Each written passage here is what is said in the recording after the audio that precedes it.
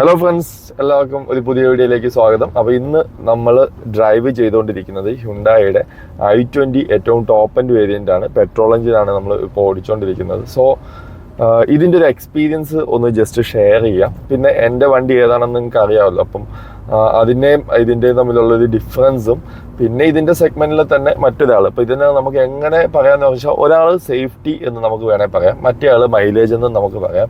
ഞാൻ ബ്രാൻഡിൻ്റെ പേരൊന്നും എടുത്തു പറയുന്നില്ല, അത് അങ്ങനെ പറയുന്ന മോശമല്ലേ. അപ്പോൾ അതുകൊണ്ട് ഈ ഒരു രീതിയിൽ ഞാൻ കാര്യം പറയാം. അപ്പം ഈ മൈലേജ് ഉള്ള ആളെക്കുറിച്ചും സേഫ്റ്റി ഉള്ള ആളെക്കുറിച്ചും ഹ്യുണ്ടായി i20യും തമ്മിലുള്ളൊരു ഡിഫറൻസ് ആണ്, അല്ലെങ്കിൽ നമുക്ക് ഓടിക്കുമ്പോൾ ഉള്ളൊരു ഫീല് കാര്യങ്ങളൊക്കെയാണ് ഞാൻ ഇതിനകത്ത് പറയുന്നത്.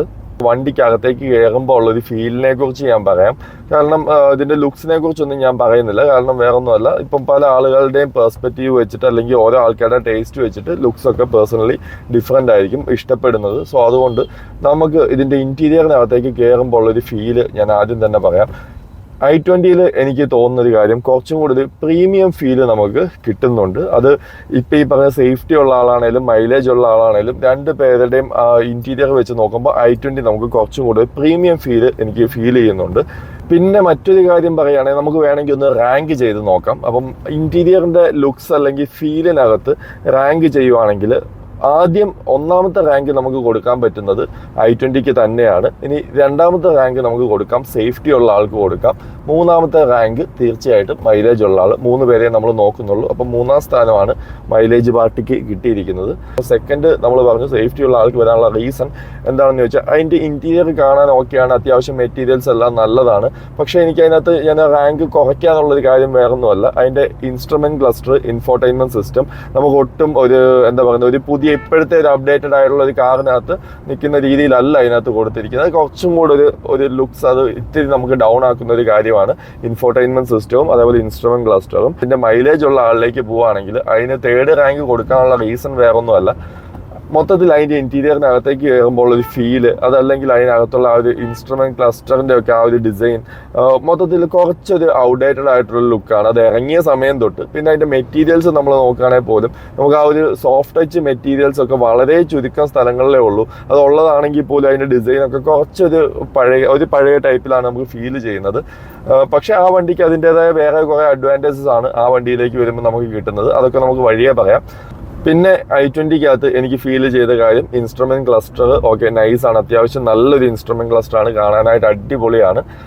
പേഴ്സണലി എനിക്ക് ഒരുപാട് ഇഷ്ടപ്പെട്ട ഒരു ഇൻസ്ട്രുമെൻറ്റ് ക്ലസ്റ്ററാണ്. അതേപോലെ ഇൻഫോർടൈൻമെൻറ്റ് സിസ്റ്റം നമ്മൾ നോക്കുകയാണെങ്കിൽ പോലും കുറച്ച് നമ്മൾ എന്താ പറയുന്നത്, എവിടെയൊക്കെയോ നമ്മൾ കുറച്ച് ലക്ഷറി കാറിൻ്റെ ഫീലോ കാര്യങ്ങളോ എവിടെയൊക്കെയോ നമുക്ക് കിട്ടുന്നുണ്ട്.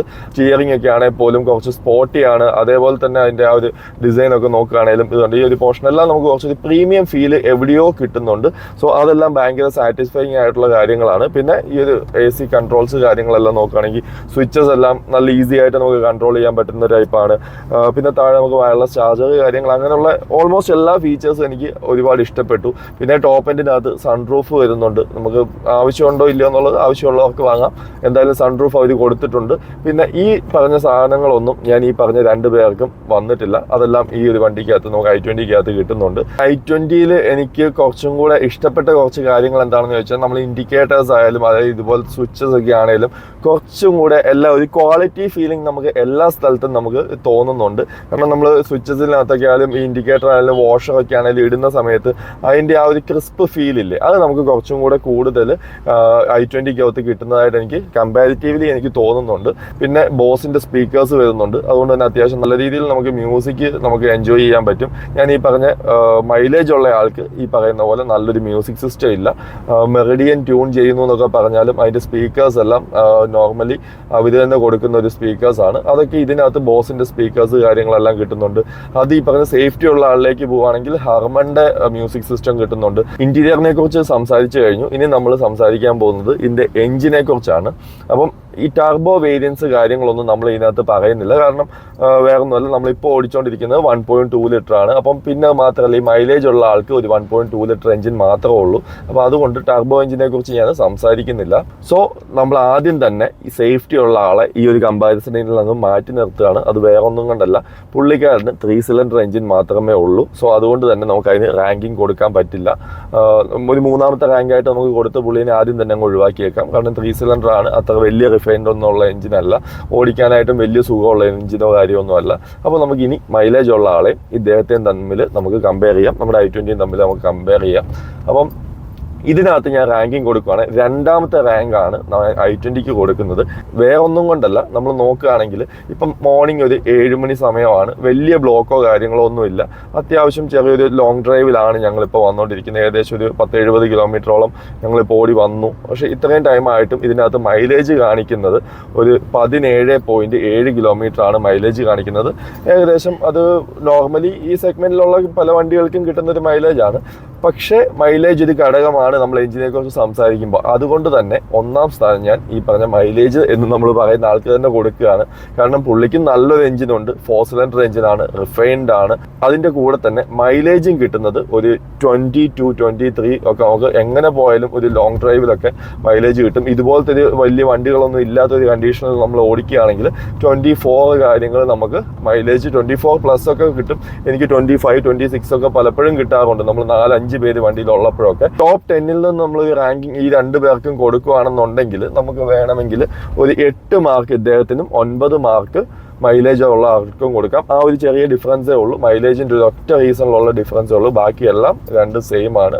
ഗിയർ ഷിഫ്റ്റിനെ കുറിച്ച് പറയാം. ഗിയർ ഷിഫ്റ്റ് എനിക്ക് കുറച്ചും കൂടെ ഇഷ്ടപ്പെട്ടത് i20യിലാണ്. കാരണം കുറച്ചും കൂടെ ക്രിസ്പായിട്ടുള്ളൊരു ആ ഒരു ഗിയർ ഷിഫ്റ്റാണ്. നമ്മൾ ഒന്ന് മിസ്സായിട്ട് നമ്മുടെ ഒരു മിസ്റ്റേക്ക് കൊണ്ട് നമ്മൾ ഗിയർ വലിച്ചിടുമ്പോൾ എന്തെങ്കിലും ഒരു ചെറിയ മിസ്റ്റേക്ക് ഉണ്ടെങ്കിൽ പോലും വണ്ടി അത് കറക്റ്റായിട്ട് ആ ഒരു ഗിയർ വീഴുന്നുണ്ട്.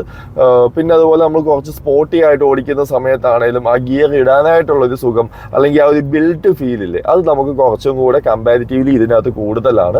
സോ അതാണ് ഗിയർ ബോക്സ് എനിക്ക് കുറച്ചും കൂടെ ഇഷ്ടപ്പെട്ടത് i20ക്കകത്താണ്. ഓടിക്കാനുള്ളൊരു സുഖവും അതുകൊണ്ട് തന്നെ ഇമ്പ്രൂവ് ചെയ്യുന്നുണ്ട്.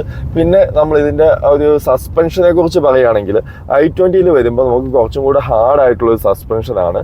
അപ്പോൾ അതുകൊണ്ട് തന്നെ ലോങ് ഡ്രൈവിൽ അല്ലെങ്കിൽ കുറച്ച് നമ്മൾ നല്ല സ്പീഡിൽ പോകുന്ന ടൈമിൽ കുറച്ചൊരു കോൺഫിഡൻസ് കൂടുതൽ നമുക്ക് കിട്ടുന്നുണ്ട് i20യിൽ. അതേപോലെ തന്നെ ഈ വണ്ടി കുറച്ചും കൂടെ നമ്മൾ സ്പീഡിൽ പോകുന്ന സമയത്ത് റോഡിലൊരു ഗ്രിപ്പ് കൂടുതൽ i20ക്ക് കിട്ടുന്നുണ്ട്. പക്ഷെ അതേപോലെ തന്നെ സേഫ്റ്റി ഉള്ള ഒരാളിലും നമുക്ക് ഈ പറയുന്ന പോലെ വണ്ടി റോഡിൽ ടച്ച് ചെയ്ത് നിൽക്കുന്നത് നമുക്ക് അറിയാൻ പറ്റും. പക്ഷെ മൈലേജ് ഉള്ള ആളിലേക്ക് പോവുകയാണെങ്കിൽ വണ്ടി ഒരു എയറിൽ നിൽക്കുന്ന ഒരു ഫീല് നമുക്കൊരു 80 ഒക്കെ കഴിയുമ്പോൾ നമുക്ക് പലപ്പോഴും കിട്ടാറുണ്ട്. സോ ആ ഒരു കോൺഫിഡൻസ്, ഡ്രൈവിങ്ങിൻ്റെ ഒരു കോൺഫിഡൻസ് i20യിൽ നമുക്ക് കിട്ടുന്നുണ്ട്. അതുപോലത്തെ ടേണിങ്സ് നമ്മൾ എടുക്കുന്ന സമയത്ത് ഈ ഒരു സ്റ്റിയറിംഗ് തിരിഞ്ഞ് വരുന്ന ആ ഒരു സംഭവമില്ലേ, സ്റ്റിയറിംഗ് നമ്മൾ നേരെയാണ്. നമുക്ക് ഇപ്പോൾ ഈ ടേൺ എടുത്തിട്ട് നമുക്ക് നോക്കാം. ഇപ്പം നമ്മൾ ഈ ടേൺ എടുക്കുവാണ്. അപ്പോൾ ഈ ടേൺ എടുത്തു കഴിയുമ്പം ഇതിൻ്റെ സ്റ്റിയറിംഗ് എങ്ങനെ വരുന്നുണ്ടെന്ന് നമുക്ക് നോക്കാം. ഇതുണ്ടോ, ആ സ്റ്റിയറിംഗ് തിരിഞ്ഞു വരുന്ന ആ ഒരു സംഭവം എനിക്ക് കുറച്ചും കൂടെ ബാക്കി 2 ഇപ്പം സേഫ്റ്റി ഉള്ള ആളെ അല്ലെ മൈലേജ് ഉള്ള ആളെ വെച്ച് കമ്പയർ ചെയ്യുമ്പോൾ കുറച്ചും കൂടെ ഇതിനകത്ത് നമുക്ക് ബെറ്റർ ഫീലിംഗ് തോന്നുന്നുണ്ട്. അത് കുറച്ചും കൂടെ ക്രിസ്പാണെന്ന് തോന്നുന്നു. ഇനി നമുക്ക് ഇന്റീരിയറിൻ്റെ സ്പേസിനെ കുറിച്ച് കൂടെ ഒന്ന് പറയാം. അപ്പോൾ ഇന്റീരിയറിൻ്റെ സ്പേസിൻ്റെ കാര്യത്തിൽ ഞാൻ ഒന്നാമത്തെ റാങ്ക് കൊടുക്കുന്നത് മൈലേജ് ഉള്ള ആൾക്കാണ്. കാരണം ഒരുപാട് സ്പേസ് ഉണ്ട് അതിനകത്ത്. നമുക്ക് ബാക്കിലൊക്കെ ആണെങ്കിൽ പോലും 3 പേർക്ക് സിമ്പിളായിട്ട് ഇരിക്കാൻ പറ്റും, അത്രയധികം സ്പേസ് നമുക്ക് കിട്ടുന്നുണ്ട്. പിന്നെ i20യിലേക്ക് വരുമ്പോഴും അതേപോലെ തന്നെ ഈ സേഫ്റ്റി ഉള്ള ആളിലേക്ക് പോകുമ്പോഴും നമുക്ക് സ്പേസ് ഓക്കെ, കുഴപ്പമില്ല, നമുക്ക് 3 പേർക്ക് ഇരിക്കുകയൊക്കെ ചെയ്യാം. പക്ഷെ കമ്പാരിറ്റീവ്ലി ഈ പറഞ്ഞ മൈലേജ് ഉള്ള ആളെ വെച്ച് നോക്കുമ്പോൾ ഈ 2 വണ്ടിക്കകത്തും കുറച്ചൊരു സ്പേസ് കുറവ് നമുക്ക് ഫീൽ ചെയ്യുന്നുണ്ട്. ഓവറോള് വണ്ടിയുടെ ഇന്റീരിയറിനകത്ത് നമുക്കൊരു ഫീൽ ചെയ്യുന്ന കാര്യം എനിക്ക്, അല്ലെങ്കിൽ കുറച്ചും കൂടെ ഒരു ലക്ഷറി ഫീൽ ചെയ്യുന്നത് തീർച്ചയായിട്ടും i20ക്കകത്താണ്. സോ ഞാനൊരു ചോയ്സ് ഉണ്ട്, മൈലേജ് ഒഴിവാക്കിക്കൊണ്ടൊരു ചോയ്സ് ഉണ്ടെങ്കിൽ തീർച്ചയായിട്ടും ഞാൻ i20യിലേക്ക് തന്നെ പോവുള്ളൂ. കാരണം എനിക്ക് ഇതിൻ്റെ ഇൻറ്റീരിയർ ഒരു രക്ഷയില്ല, ഒരുപാട് ഇഷ്ടപ്പെട്ടു. അത്രയും പ്രീമിയം ലുക്കുണ്ട്. പിന്നെ ഓടിക്കാനാണേലും വണ്ടി നല്ലതാണ്. ഇതിന് ആവശ്യത്തിന് മൈലേജ് ഒക്കെ കിട്ടുന്നുണ്ട്. ലോങ് ഡ്രൈവിന് ഇപ്പം നമുക്ക് ഞാൻ പറഞ്ഞില്ല 18 കിലോമീറ്റർ ലോങ് ഡ്രൈവിനകത്ത് മൈലേജ് കിട്ടുന്നുണ്ട്. അത് നല്ലൊരു മൈലേജാണ്. നമ്മൾ കമ്പയർ ചെയ്യുന്ന ആൾ കുറച്ച് കൂടുതൽ മൈലേജ് ഉള്ള ആളായതുകൊണ്ടാണ് ഞാൻ ആ ഒരു മനസ്സിന് നമുക്കൊരു ചെറിയ വിഷമം വരും ആ വണ്ടി ഓടിച്ചിട്ട് നമ്മൾ ഈ വണ്ടി ഓടിക്കുമ്പോൾ. കാരണം അതിനകത്ത് ടൗണിനകത്ത് 18 മൈലേജ് കിട്ടും, ലോങ് ഡ്രൈവിന് 22-24 കിട്ടും. പക്ഷെ ഇതിലേക്ക് വരുമ്പോൾ നേരെ തിരിഞ്ഞു ലോങ് ഡ്രൈവിലാണ് നമുക്കൊരു 18 കിലോമീറ്റർ മൈലേജ് ഒക്കെ കിട്ടുക. പിന്നെ ബേസ് മോഡൽ തൊട്ട് 6 എയർ ബാഗ്സ് കാര്യങ്ങളെല്ലാം നമുക്ക് അവൈലബിൾ ആണ് i20ക്കകത്ത്. അപ്പോൾ ആ ഒരു സേഫ്റ്റിയുടെ കാര്യങ്ങളും കുറച്ചും കൂടെ ഇമ്പ്രൂവ്ഡ് ആയിരിക്കും i20യിലേക്ക് വരുമ്പോൾ. എന്നാൽ നമ്മൾ ഈ പറഞ്ഞ സേഫ്റ്റി ഉള്ള ആൾക്ക് പിന്നെ പറയണ്ടല്ലോ, പുള്ളിക്ക് ഫുൾ സേഫ്റ്റിയാണ്. അതുകൊണ്ട് തന്നെ ഞാൻ അതിനെക്കുറിച്ച് സംസാരിക്കുന്നില്ല. സേഫ്റ്റിയിലെ റാങ്കിങ് ഒന്നാമത് സേഫ്റ്റി ഉള്ള ആൾക്ക് തന്നെ കൊടുക്കുന്നു, രണ്ടാമത് i20ക്ക് കൊടുക്കുന്നു. മറ്റേ ആളെക്കുറിച്ച് ഞാൻ സേഫ്റ്റിയെക്കുറിച്ച് സംസാരിക്കുന്നില്ല. അപ്പം സംസാരിച്ചു കഴിഞ്ഞാൽ ശരിയാവില്ല. അത്യാവശ്യം എനിക്ക് ഒരു ആവറേജ് ഒരു 15-16 മേളിലേക്ക് മൈലേജ് മതി, ലോങ് ഡ്രൈവിൽ ഒരു 17-18 ഒക്കെ മതി എന്നുണ്ടെങ്കിൽ തീർച്ചയായിട്ടും ഞാൻ ഓപ്റ്റ് ചെയ്യുന്ന വണ്ടി i20 ആയിരിക്കും. മൈലേജ് ഒരു ഭയങ്കര ഇമ്പോർട്ടൻ്റ് ആയിട്ടുള്ള ഒരാളാണ്, ഒരു 22 എങ്കിലും ഏറ്റവും കുറഞ്ഞത് 20+ മൈലേജ് വേണമെന്ന് വിചാരിക്കുന്ന ഒരാളാണെങ്കിൽ തീർച്ചയായിട്ടും ഗോ ഫോർ മൈലേജ് ഉള്ള അദ്ദേഹത്തിലേക്ക് പോവുക. ഫൈനലായിട്ട് നമുക്ക് ഈ വീഡിയോ ഇവിടെ വൈൻഡപ്പ് ചെയ്യാം. അതിന് മുന്നായിട്ട് എനിക്ക് i20യിൽ ഇഷ്ടപ്പെട്ട കുറച്ച് കാര്യങ്ങൾ ഞാൻ പറയാം. ഒന്ന്, ഇൻസ്ട്രുമെന്റ് ക്ലസ്റ്റർ ഒരു രക്ഷയില്ല, അടിപൊളിയാണ്. അതേപോലെ തന്നെ ഇൻഫോർടൈൻമെന്റ് സിസ്റ്റം നല്ല സിസ്റ്റമാണ്, അത്യാവശ്യം വൈഡ് ആയിട്ടുള്ള സിസ്റ്റമാണ്. ഇതിനകത്ത് നല്ല ടച്ചൊക്കെ, നല്ല റെസ്പോൺസീവ് ആയിട്ടുള്ള ടച്ച് കാര്യങ്ങളെല്ലാം നമുക്ക് കിട്ടുന്നുണ്ട്. പിന്നെ മ്യൂസിക് സിസ്റ്റം ബോസിന്റെ മ്യൂസിക് സിസ്റ്റം വരുന്നുണ്ട്. പിന്നെ ഈ ഒരു മൊത്തത്തിലുള്ള ഇന്റീരിയറിന്റെ ആ ഒരു ഫിറ്റ് ആൻഡ് ഫിനിഷ് ഒരു രക്ഷയില്ല. ഇനിയും പല വണ്ടികളിലും വരാനിരിക്കുന്ന ഒരു ഡിസൈനുമായിട്ട് നമുക്ക് കമ്പയർ ചെയ്യാൻ പറ്റുന്ന ഒരു ഇന്റീരിയർ ഡിസൈനാണ്. സ്റ്റിയറിംഗ് വീൽസ്, കാര്യങ്ങൾ, മൊത്തത്തിലുള്ള ഇന്റീരിയർ എല്ലാം പേഴ്സണലി എനിക്ക് ഒരുപാട് ഇഷ്ടപ്പെട്ടു.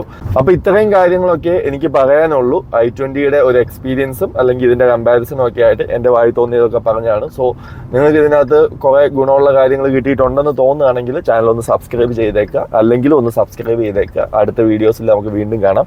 Thank you for watching this video. Next വീഡിയോയിൽ കാണാം. ബൈ.